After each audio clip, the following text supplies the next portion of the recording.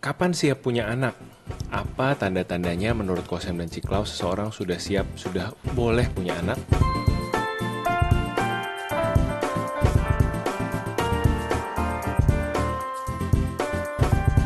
Masih bingung investasi apa yang cocok untuk pemula? Sebelum kita lanjut ke videonya, kami mengenalin dulu kalian ke sponsor video hari ini, yaitu Deposito BPR by Komunal. Deposito BPR by Komunal adalah salah satu opsi aplikasi yang cocok buat kalian yang pengen bikin investasi kalian makin maksimal. Kenapa? Karena Deposito BPR by Komunal ini punya 3 keunggulan. Yang pertama, lebih untung. Dengan kita menabung di deposito BPR, bunga yang dijaminkan di LPS itu lebih besar, yaitu di 6,75% per annum. Sedangkan kalau di bank umum, yang dijaminkan di LPS hanya di 4,25% per annum. Yang kedua, pastinya lebih aman, karena seluruh deposito kalian sudah dijaminkan oleh LPS hingga 2 miliar per nasabah per bank, dan bunga yang ditawarkan juga sesuai, tadi yang kalau bilang ya di awal, 6,75% itu sesuai dengan tingkat bunga penjaminan LPS. Jadi udah returnnya lebih oke, lebih aman juga, dan secara resiko buat kalian jauh lebih rendah. Yang ketiga, lebih praktis karena kalian cukup 1 kali daftar di aplikasi Komunal, kalian bisa langsung dapatkan akses untuk bisa buka deposito di ratusan BPR di seluruh Indonesia.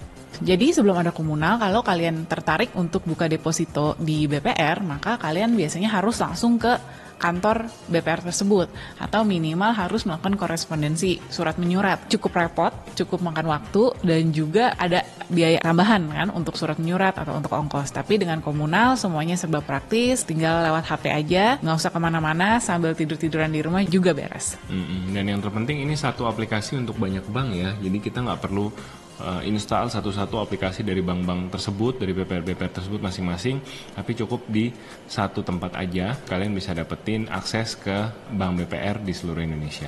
Jadi udah jelas ya, deposito BPR itu kita kenal sebagai simpanan rasa investasi. Kenapa? Karena secara produk ya deposito, layaknya produk simpanan aja yang pasti udah jelas amannya, tapi feel-nya kayak investasi karena bisa ngasih return bunga yang tinggi. Belum lagi kalau kalian pakai promo-promo yang ada di aplikasinya, yang pasti bikin cuan kalian makin maksimal. Nah, jadi kebayangkan gimana caranya aplikasi ini bisa buat investasi kalian makin maksimal. Langsung download sekarang aplikasi Deposito BPR by Komunal di Google Play Store dan Apple App Store. Dan buat kalian yang baru mau coba, bisa dapetin cashback Rp100.000 dengan menggunakan kode referral Samuel Ray. Deposito BPR by Komunal, simpanan rasa investasi. Oke, sebenarnya kami udah beberapa kali bikin video tentang anak ya. Mungkin nanti kami akan taruh juga video-videonya di link di atas. Tentang pandangan kami mengenai punya anak. Tapi masih banyak juga yang nanya gitu ya, masih banyak yang sering bertanya mengenai punya anak tuh kapan, apa yang harus disiapkan, kemudian punya anak atau child free, pro dan kontranya gimana.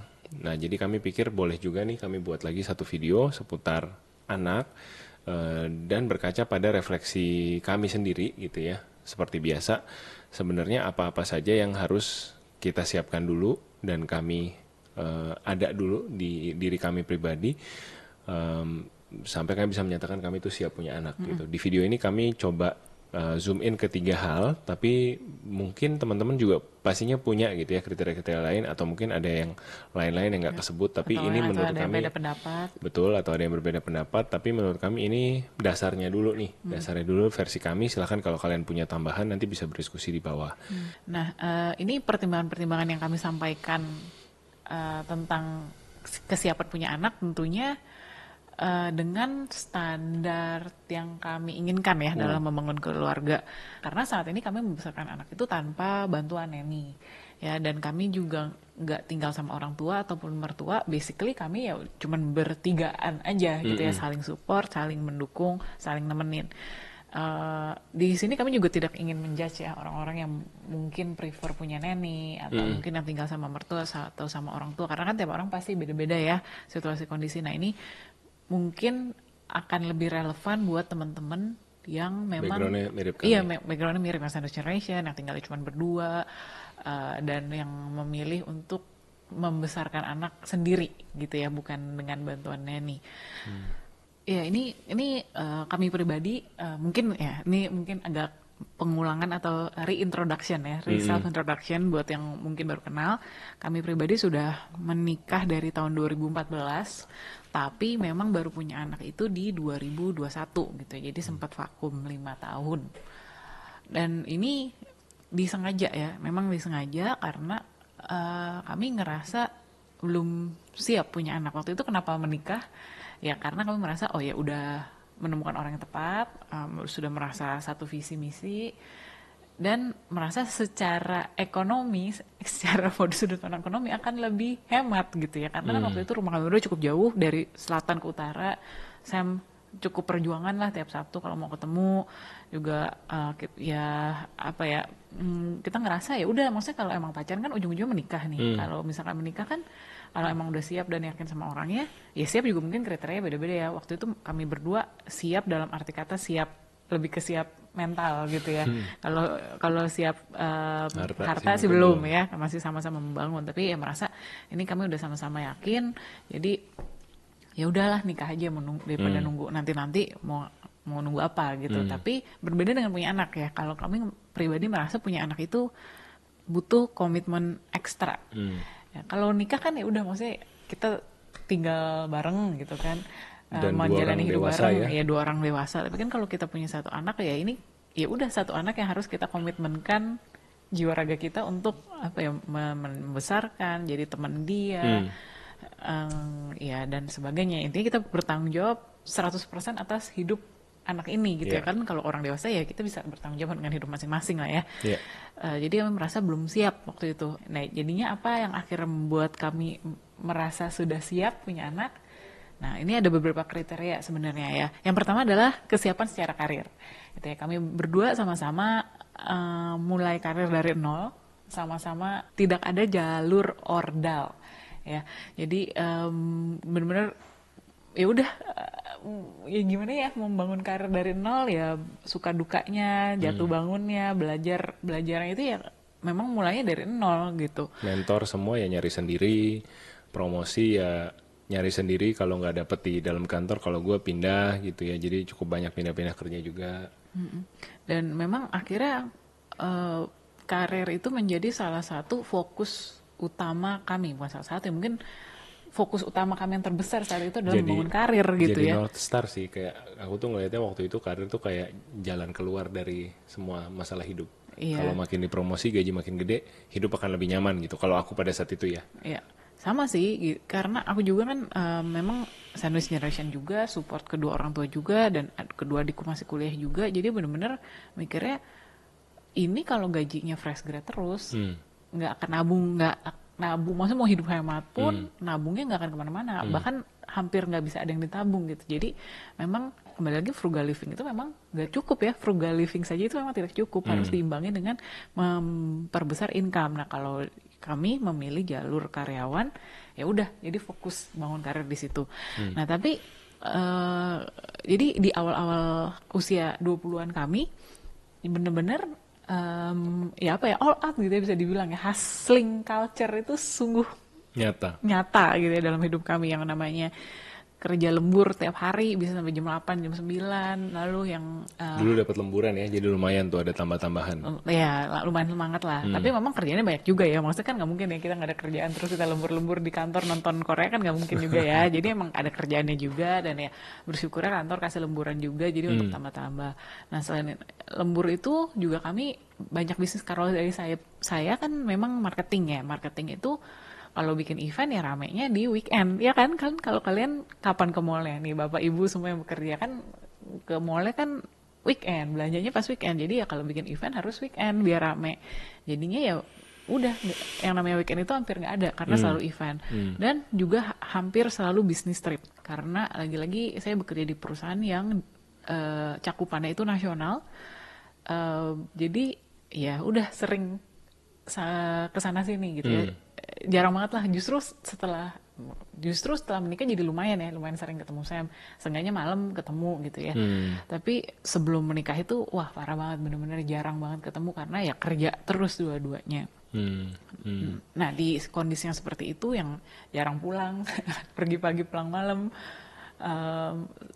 sering kesana kesini, kami merasa belum waktunya deh ini untuk punya anak gitu. Karena punya anak kan ya kita harus komit tadi itu ya, harus jagain anaknya, harus ngasuh anaknya. ya mas sekarang ini dengan kesibukan seperti ini aja udah capek banget, udah overwhelming. Jadi nggak kebayang kalau harus nambah tanggung jawab ke satu bayi kecil gitu. Kalau aku sendiri tuh banyak pindah-pindah kerja kan, teman-teman tahu kan di LinkedIn-ku juga bisa teman-teman bisa lihat. Jadi pindah-pindah kerja itu betul gajinya ada peningkatan, tapi ada juga ketidakstabilan di situ. Jadi ada resiko 3 bulan kita lulus probation apa enggak, terus cocok nggak dengan bos baru, cocok nggak dengan environment teman-teman baru. Jadi di dalam posisi seperti itu tuh meskipun Stabil ya. mungkin meskipun mungkin tidak kelihatan dari luar, maksudnya tidak masuk ke dalam job desk gitu ya, tapi adaptasi dengan kantor baru tuh capek kan, kita perlu menyesuaikan diri lagi dengan budaya baru segala macam. Nah aku juga sadar pada posisi aku seperti itu dulu tuh, wah belum bisa deh ditambahin tanggung jawab untuk punya anak gitu. Jadi emang secara sadar kita tuh ya fokusnya beda gitu ke karir kami gitu. Nah, memang mungkin ada yang bilang banyak anak banyak rezeki, atau rezeki anak pasti ada segala macam gitu ya. Jadi intinya kami pengen fokus ke karir kami pada saat itu sebagai ya udah fresh grad sampai mid level karir yang sedang penasaran gitu ya, sedang seru-serunya berkarir, kami sedang pengen maksimalkan potensi kami di bidang karir gitu. Poin kedua adalah kami menyarankan ya, kalau teman-teman kapan mau punya anak harus punya apa dulu. Yang kedua harus ada rasa puas dulu mengejar yang namanya hobi, atau yang mengejar namanya main-main atau apapun gitu ya yang jadi hobi kalian. Karena hobi mungkin di masa muda kita punya hobi tapi budgetnya terbatas gitu ya. Nah di masa kita dewasa muda itu sebenarnya kita ada di sweet spot tuh, antara duit ada, waktu juga ya sebenarnya kalau pinter-pinter atur cuti bisa lah setahun dapat cuti agak panjang itu. Kalau di perbankan pasti kan boleh tuh isu cuti Konsekutif. konsekutif leave minimal 5 hari itu dapat itu kan. Jadi Tenaga juga masih ada tenaga ya. juga masih ada ya kan. Weekend juga bukan kayak kita sekarang nih, kayak kami sekarang weekend harus mikirin Hana bisa ikut nggak ke acaranya. Kalau kalian kan mungkin yang masih muda-muda ya udah bebas mau bikin event apa weekend, main ke Blok M, main ke kota, main ke pasar baru, main kemana silahkan gitu ya. Nah itu sweet spot tuh sebenarnya gitu. Jadi puas-puasin main tuh penting banget menurut kami sebelum punya anak. Karena nanti bukannya jadi nggak boleh main sih, tapi lebih ke cara main itu beda gitu. Kita nggak bisa lagi bermain seperti teman-teman kita yang single atau yang mungkin newlyweds yang baru Atau berdua. mungkin Itu yang belum punya anak ya. udah nggak relate gitu mainannya. Karena pasti kita tanya, oke guys kita makan yuk di restoran ini. Pertanyaan pertama adalah Child restorannya friendly kids nggak? friendly nggak gitu. Maksudnya anak-anak boleh masuk nggak? Bukan sekedar boleh masuk, tapi ada nggak wahana atau mainan atau treatment yang bisa ngedistract tuh anak supaya tuh anak betah. Jadi sesimpel restorannya nyediain kayak apa ya, Coloring. kertas berwarna buat coloring, atau ada playground mini buat main-main. Wah itu kita senang. Biasanya kita oke, ayo kita pergi gitu. Tapi kalau wah ini Fine mau dining, fine dining yang beling atau semua. beli semua, tempatnya restoran remang-remang, apa suit and tie semua, wah susah deh. Kita belum berani lagi gitu untuk ikutan karena memang beda gitu cara bermain setelah dan sebelum kita punya anak. Jadi nggak dan sering juga ya mungkin dengar cerita orang tua ngajak anak ke bioskop gitu. Itu sering diviralin di Twitter tuh. Apa anaknya dikasih nonton film horor atau film yang gak sesuai umur gara-gara anaknya, orang tuanya pengen nonton gitu ya, atau salah kaprah dikira ini film anak-anak ternyata bukan. Barbie dikira film anak-anak ternyata kan film politik gitu ya, banyak ngomongnya. Jadi kita udah nggak bisa mikir buat diri kita sendiri intinya lah gitu. Kalau udah Sejak punya anak ke tuh prioritas keberapa lah ya udah diri prioritas keberapa sendiri. diri kita sendiri tuh ntar dulu gitu. Yang penting kita bisa spend time sama anak dengan cara yang semua anggota keluarga bisa nikmati, nggak cuma kita doang gitu. Betul. Iya, jadi karena sering juga nih ketemu teman-teman misalkan ya yang memang kayaknya belum puas nih main-mainnya, masih suka party, masih suka nonton. Sebenarnya nggak ada yang salah ya, nggak ada yang salah mau party, mau nonton tiap Weekend. malam, tiap weekend bahkan ya itu nggak masalah gitu. Cuman yang jadi masalah adalah kalau udah punya anak, terus anaknya jadi nggak ada yang nemenin di rumah atau justru jadi dibawa ke lingkungan yang belum sesuai dengan umurnya gitu ya, kayak tadi ke bioskop atau misalkan sampai diajak ke party gitu karena mamanya kebelet banget mau ke party gitu kan, dan di rumah nggak ada yang dititipin. Nah ini kan sebenarnya yang disayangkan gitu ya, karena kan anak-anak itu ya gimana ya, kita tahu kan mereka masih polos gitu ya, dan apa yang mereka lihat, apa yang mereka dengar itu langsung diserap. Tentunya kan kita mau yang baik-baik tentunya ya, yang mereka lihat, yang mereka pelajarin, yang untuk mereka pun jadi, nanti bertumbuh jadi orang yang baik. Jadi kalau memang misalkan belum puas party, belum puas nonton bioskop, belum puas traveling, menurutku sih ya nggak apa-apa ya untuk memprioritaskan memilih Itu dulu. hal-hal itu dulu gitu Betul. ya, nanti anaknya ya nanti dulu. Nanti dulu, Ya itu benar. menurut saya pribadi ya. Ini dalam kondisi anaknya belum jadi ya, belum keluar ya. Ya kalau udah punya anak ya tentunya harus tanggung jawab ya. Iya. Makanya ini kan Yang salah tuh makanya iya sih, kita tuh kayak terlalu dituntut masyarakat atau nggak tahu mungkin orang tua gitu untuk cepat-cepat punya anak. Padahal nggak ada keuntungannya juga cepat-cepat punya anak tuh mau ngapain gitu kan. iya. Ya mungkin ada yang punya pandangan lain, tapi kalau buat kami ya itu ada sebenarnya ada hal-hal yang kita bisa miss out loh kalau kita terlalu cepat punya anak. Kita bisa miss out on our singlehood, on our marriage gitu ya, di masa-masa pacaran dulu berdua itu menyenangkan ya. Satu masa yang ya jadi satu milestone dalam hubungan juga. Iya, intinya sih dalam semua musim hidup pasti ada suka dukanya ya. Iya. Waktu belum punya anak juga ada suka dukanya, pas udah ada anak juga sama ada suka dukanya. Tapi yang mungkin yang disayangkan adalah mungkin kalau terlalu cepat transisinya ya. Jadi masa pacarannya mungkin terlalu cepat gitu. Jadi belum menikmati masa-masa pacaran, masa-masa berdua, misalkan udah keburu punya anak Iya. gitu kan. Anak kecil kan ya kita harus tunggu anaknya nanti udah cukup dewasa lagi ya, baru bisa pacaran lagi gitu. Ya ini again mungkin orang beda-beda, ada yang bisa dititipin ke mertua orang tuanya jadi tetap bisa pacaran ya, itu saya nggak bisa ngomong ya karena kan kita nggak dalam situasi seperti itu. Tapi kalau kami dalam kondisi ya udah kami cuman ada bertiga ini ya udah berarti sekarang masanya fokus besarin Hana gitu ya. Nanti kalau Hana udah agak gede ya mungkin ya gimana lagi ya belum tahu lah. Masanya nanti. Iya. Lalu yang ketiga adalah yang kami rasa harus dimiliki ya setiap orang yang ingin punya anak adalah rasa cukup secara jasmani maupun rohani. Nah, rasa cukup ini maksudnya mindset ya teman-teman ya. Karena kalau kita bicara soal saldo, akan selalu ada orang yang saldonya lebih besar. Kalau bicara soal CC mobil, akan ada selalu tetangga yang CC mobilnya lebih besar. Atau bahkan sudah tidak kayak ber-CC, udah mobil listrik. Oh iya, lalu rumah gitu ya, akan ada square meter yang lebih besar dan segala macam. Tapi maksudnya kalian udah merasa cukup belum sih dengan pencapaian kalian saat ini dalam hal jasmani maupun rohani gitu.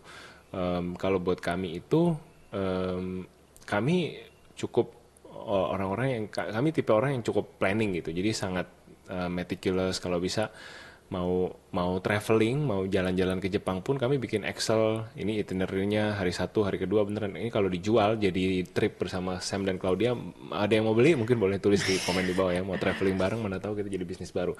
Tapi intinya kami tuh sangat planning, kami hampir semua tuh kami buat Excel, termasuk dalam hal punya anak ini gitu. Kepikirannya udah kemana-mana.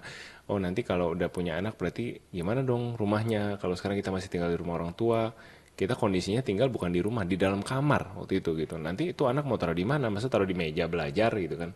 Ini mau ganti popok apa segala macam gimana? Jadi karena kami memang melihat situasinya nggak ideal, ya udah memang kami menunda gitu, memang menunda punya anak.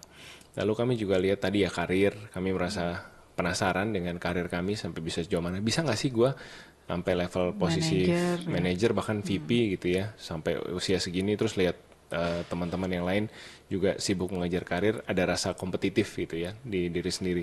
Jadi hal-hal seperti itu menandakan pada saat itu kami belum merasa cukup secara jasmani maupun rohani. Masih ada kepengen ini, kepengen itu, masih ada rasa penasaran dan belum bisa berkata, oh ya saya bersedia deh slow down gitu untuk si anak ini. Saya bersedia untuk ngerem hidup saya, put my life on hold karena memang slow down. Karena memang sangat slow down ya. Jadi kalau kalian bayangkan ya mungkin kalian gitu yang follow kontennya Kosem juga berasa gitu. Berasa kayak kontennya kok jadi bapak-bapak sekarang, jadi keluarga. Ya, memang karena gue nggak bisa ngonten seperti dulu lagi, di mana kayak gue atensinya bisa full ke sosial media, bisa bacain story orang satu-satu, bisa jawabin, bisa mikirin solusi buat orang-orang. Dulu kan dijulukannya tempat curhat satu internet gitu kan, Kosem gitu. Sekarang udah ya boro-boro baru mau baca satu, Hana manggil, nanti minta ditulisin apa, minta digambarin apa, minta temenin main gitu. Jadi akhirnya memang slow down, growth di konten pun slow down gitu. Tapi ya memang itu udah jadi sesuatu yang ya udah gue harus bisa terima, harus bisa come to terms, karena memang di masa sekarang ini gue harus merasa cukup gitu dengan apa yang sudah gue ada karena fokus gue lagi ditarik nih buat tempat lain gitu. Apakah rasa cukup ini timbul secara natural? Nggak tahu juga ya. Apakah dari sononya kita merasa cukup atau memang kayak ya terpaksa gitu. Tapi Udah keburu jadi anaknya. yang jelas memang saat ini kami harus slow down gitu. Kami harus merasa cukup secara jasmani maupun rohani gitu. Iya. Jadi ya itu benar banget ya. Maksudnya kita harus sudah puas secara jasmani dan rohani. Dan jadi ini sebenarnya kan kalau puas itu kan berarti kita harus tahu dulu nih standar hidup, standar cukup yang kita inginkan tuh sudah di mana gitu ya. Jadi itu nggak bisa juga kita kayak oh ya kayak air mengalir aja gitu kan. Hidup tidak diplanning ya menurut saya pribadi sih kayaknya Dan menurut saya juga kurang tepat ya gitu. Jadi ya baiknya sih kita tahu ya standar hidup yang kita inginkan tuh di mana dan emang kalau udah sampai di situ kita harus bisa oh ya ini udah cukup gitu karena kalau misalkan ya tadi kalau diikutin terus mau rumah terus yang lebih besar mau mobil terus yang lebih besar ya itu nggak akan ada habisnya gitu ya. Jadi kalau udah tahu saya mau sekian hidup yang seperti sekian kalau kurang lebih sudah sampai ya kita harus bisa berani bilang oh ya saya sudah cukup gitu. Dan ya tadi itu ya kalau dalam punya anak ya pasti kita banyak kompensasinya gitu, banyak harga yang sebenarnya harus dibayar. Ya tentunya bukan hanya dari sekedar uang ya, tapi juga dari sisi jasmani gitu ya. Maksudnya kita harus energinya nih harus dibagi, nggak bisa lagi semuanya untuk kantor atau bahkan untuk diri sendiri. Energinya harus dibagi dengan kita main sama anak, temenin dia. Terus emosi juga gitu ya. Kan di sini juga siapa sih yang kalau lagi capek banget jadi emosinya tuh tipis banget gitu kayaknya. Nah ini kalau udah punya anak, kita harus banyak-banyak punya bumper emosi ini. Kita kalau saya pribadi saya tahu nih saya nggak boleh terlalu capek karena kalau saya udah capek saya pasti marah-marah dan the last thing I want with Hana is me getting angry with her for no reason gitu. Jadi ya udah ini yang harus dijaga banget gitu ya emosinya gitu. Dan ya ini juga apply ke dalam dunia kerja sebenarnya. To be honest, di kerjaan saya yang terakhir ini gajinya itu nggak naik dengan kantor yang sebelumnya, tapi dia offer flexibility in working environment. Maksudnya di kantor yang sekarang full work from home. Jadi itu salah satu pertimbangan yang buat saya menarik gitu karena yang buat saya yang sekarang saya butuhkan bukan gaji lebih besar tapi waktu lebih banyak sama anak. Jadi ya itu gitu ya, maksudnya kan kita tahu ya kalau misalkan gaji besar, bigger salary comes with bigger responsibility, betul ya? Bigger headache, bigger time that we invested in the company. Intinya kan nggak mungkin ya. There's no such thing as free lunch. Kalau company berani bayar kamu besar kan berarti yang diharapkan dari kamu juga besar gitu. Kamu udah siap belum untuk bayar harga itu untuk apa ya ya menunjukkan performa kamu gitu ya ke sesuai standar yang di-expect sama perusahaan. Ya kalau dari saya sih merasa saya udah bukan di situlah ya, bukan di situ, sekarang bukan ngomongin kejar-kejaran gaji besar-besaran tapi udah lebih ke work life balance gitu. Tapi kalau dulu ngomongnya ke Claudia umur 25-an kan kayak aduh nggak mungkin lah sayang lah gitu ya. Kenapa nih harus korbanin waktu ada kesempatan gitu pelari terus gitu kok kenapa ngerem gitu ya. Tapi kan akhirnya karena itu udah puas juga mungkin ya. Jadi sekarang ya udah lebih jadi lebih apa ya dengan rela dan dengan senang hati kali ya menjalankan role yang baru. Nah, apakah waktu kita memutuskan untuk menunda punya anak tidak mendapatkan kontra atau komentar negatif atau komplain, kritikan dari orang-orang ya ada banget ya. Dari orang tua sendiri juga terus memberikan peringatan mengingatkan secara halus gitu ya. Karena kan kami berdua sama-sama anak pertama dan ya udah apalagi dari keluarga saya belum ada cucu. Kalau dari keluarga saya kebetulan adik-adik saya justru udah punya anak duluan jadi ya masih lebih tenang lah, maksudnya pressure-nya tidak sebesar itu, tapi di Sam pressure-nya besar banget ya waktu itu.